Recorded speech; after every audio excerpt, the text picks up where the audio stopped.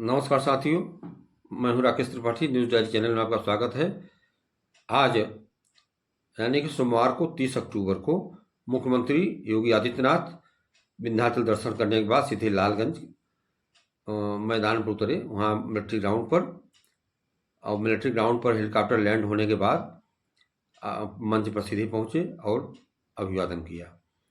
मंच में भारी संख्या में पहुंची महिलाओं से 3 पंडाल पूरा खचाखच भरा हुआ था। सभी को अभिवादन किया उन्होंने।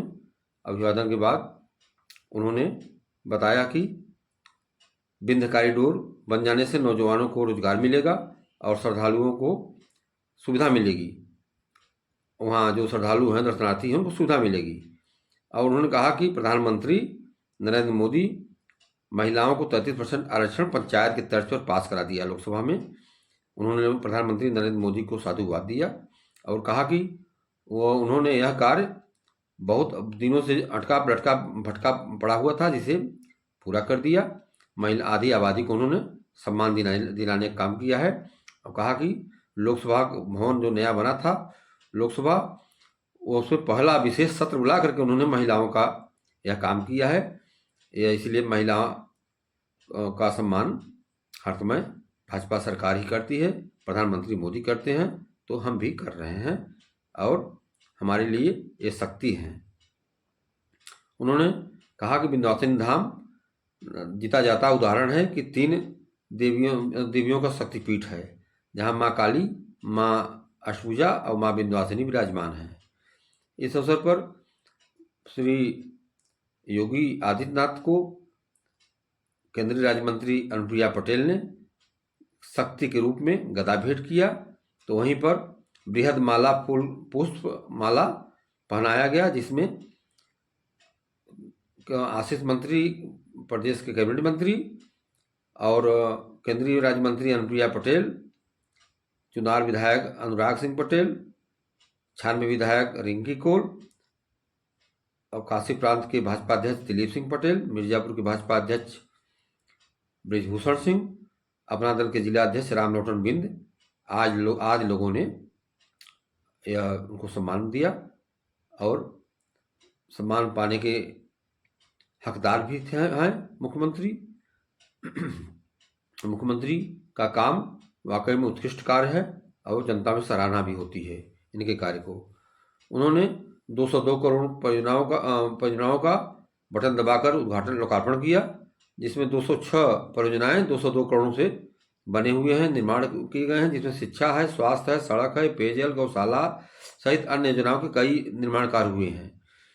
और इसी क्रम में उन्होंने 10 महिलाओं को सम्मानित किया है, जिसमें पूनम कुमारी को सिलाई मशीन टूल किट देकर, तो श्रीमती अजिता श्रीवास्तव लोक गायिका हैं, कजली गायिका को उत्कृष्ट गायन के लिए, ऋषि पटेल ग्राम प्रधान ने अपने गांव में काम विकास कार्य किया, सामाजिक कार्य से जुड़ी हुई है, उन्होंने उत्कृष्ट प्रदर्शन किया है। संध्या बर्नवाल को सर्वश्रेष्ठ उद्यमी का उन्होंने सम्मान दिया। तो महिला शिक्षक के सर्वश्रेष्ठ सम्मान के रूप में रश्मि सिंह को सम्मान मिला। सर्वश्रेष्ठ चिकित्सक के रूप में डॉक्टर मृदुला अग्रवाल को उन्होंने सम्मानित किया। सर्वश्रेष्ठ खिलाड़ी के रूप में निधि पटेल को, और प्रबोधिनी संस्था की सर्वश्रेष्ठ शिक्षिका नंदिनी मिश्रा को, और सर्वश्रेष्ठ अधिवक्ता पास्को एक्ट में कई लोगों को सही जो है न्याय दिलाने के लिए समीला फैज को, एवं सर्वश्रेष्ठ पुलिस कार्य में शशि तिवारी को, महिला पुलिस शशि तिवारी को उन्होंने सम्मानित किया। आगे आप वीडियो देखते रहें। मुख्यमंत्री का भाषण क्या बोले हैं ये आपको दिखा रहे हैं, आगे भी देखें। श्रद्धालुओं की सुविधा के लिए किए गए प्रयासों और कार्यक्रमों को नजदीक से देखने का अवसर प्राप्त हुआ है। मैं इस अवसर पर उपस्थित आप सभी बहनों का हृदय से अभिनंदन करता हूं, स्वागत करता हूं। आज मिर्जापुर जनपद को पुनः 202 करोड़ रुपए की परियोजनाओं के लोकार्पण और शिलान्यास का सौभाग्य भी मुझे माननीय जनप्रतिनिधियों की उपस्थिति में प्राप्त हुआ है, इसके लिए भी आप सभी को हृदय से बधाई और दीपावली आदि पर्वों की अपनी शुभकामनाएं भी देता हूं। हम सब जानते हैं कि आधी आबादी को नजरअंदाज करके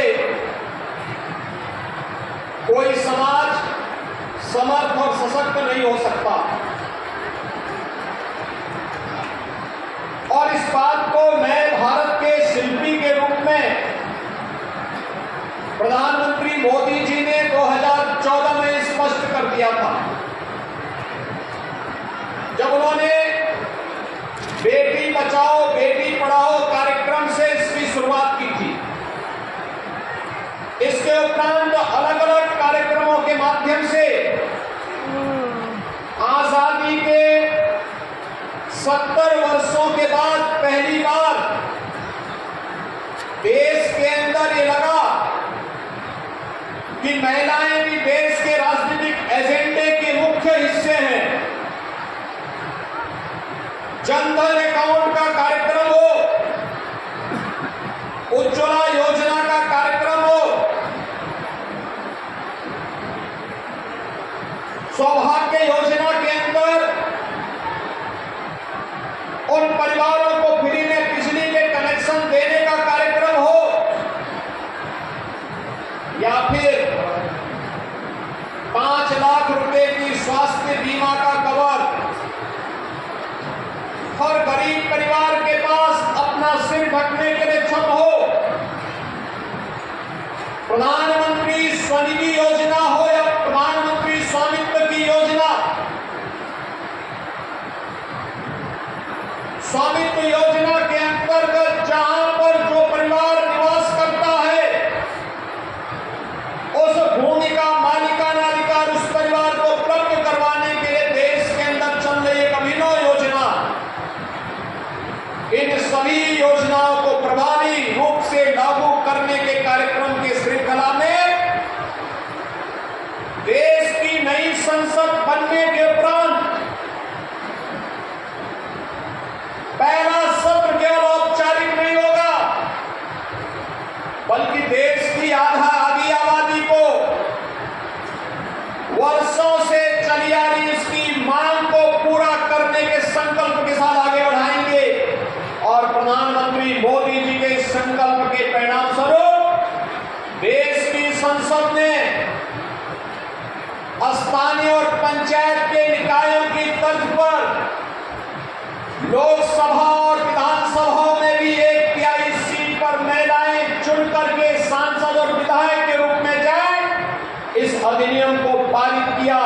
इसके लिए आदरणीय प्रधानमंत्री जी के प्रति आभार व्यक्त करते हुए मैं आप सबको हृदय से बधाई देता हूं, आप सबका अभिनंदन करता हूं। हम सब जान रहे हैं अधिनियम बनेगा महिला सशक्तिकरण के क्षेत्र में यह मील का पत्थर साबित होने वाला है। भारत वैसे भी इस दिशा में बहुत प्रगतिशील कदम रखा है, आगे बढ़ाया है। सशक्तिकरण की दिशा में उठाए गए कदम आज देश के लिए और दुनिया के लिए अनुकरणीय बने हैं।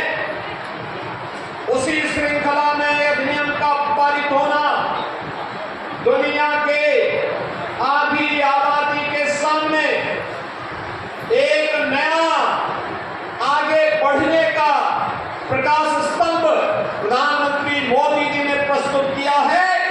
और भाइयों बहनों, इसीलिए आज मैं फिर यहाँ मालिकवासी धाम में आकर के यहाँ की बहनों की ओर से प्रधानमंत्री मोदी जी के प्रति आभार व्यक्त कर सकूं, इसके लिए आपके बीच में विशेष रूप से आया हूं। हमारा